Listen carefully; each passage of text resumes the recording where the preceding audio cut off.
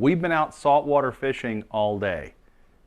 You have a good time when you're on saltwater. It's hot, a lot of sun, and your equipment takes a beating. Now when you get home, you're tired and you really want to go sit down and have a cold one, but that's not going to happen until you clean all of your equipment. And what we're going to discuss here is the maintenance we're going to do on the saltwater fishing gear that we've used. And that's going to be rods and reels and lures and how we can take care of them, because if we don't do that, by tomorrow morning, all the hooks on this lure are going to be rusted and all of our equipment's going to be gunked up. And that gets real expensive if you don't take care of it. So we're going to go through the cleaning process, and frankly, it's a lot simpler than you think. A couple of things you need for that. Number one, baby shampoo. And you can buy this very inexpensively at any of the local stores.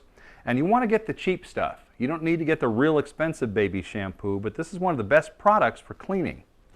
And then when we're all done, we're going to preserve our equipment with good old Johnson Wax Pledge, which for all practical purposes is foamed silicone. And it'll protect our gear until our next trip out on the water. Well, the first thing we have to do is break everything down.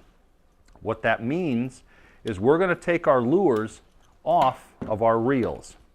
And we simply clip them off. And we're going to put those into an old peanut butter jar, because they have to be cleaned too. And we're just going to go ahead and unclip everything all at the same time and get our lures started. So we put those in our peanut butter jar.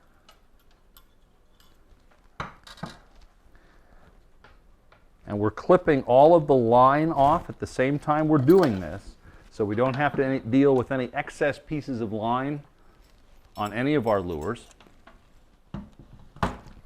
Now remember, if we don't do this process, we're going to ruin the fishing lures that we're working with. So now I've got all the lures in the container. I'm going to take the baby shampoo and put a squirt of it down inside. Then we're just going to run some water into it. Not quite to the top, give us a little bit of room. Put on the lid securely and shake it up. Just going to let our lures sit like that for a little while. Now, let's get down to the rods and the reels. We've gone ahead and cut the lures off, and we've trimmed off our leaders.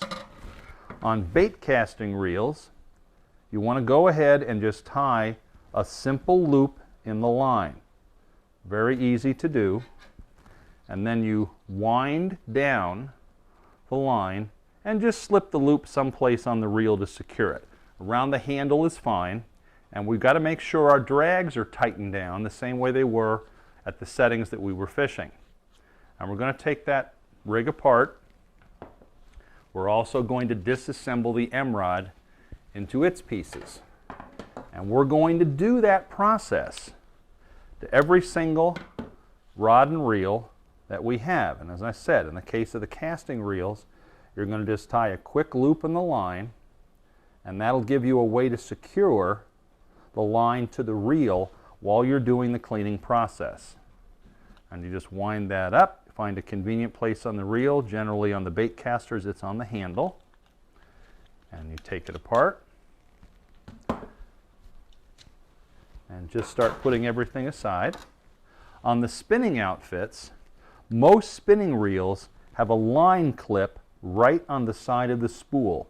So what we're going to do first of all is thumb our line into the clip, tighten it off, and at that point we can go ahead and trim off our leader. And you want to try and get that as close as you can to the spool. That way it's easier to manipulate during the cleaning process.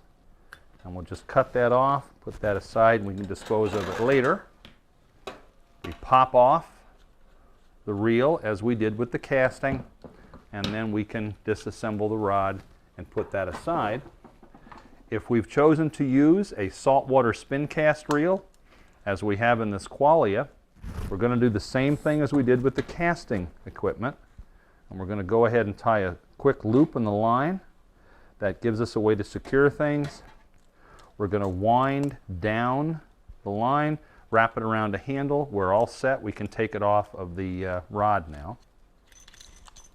So we have all of our reels and our rods separate.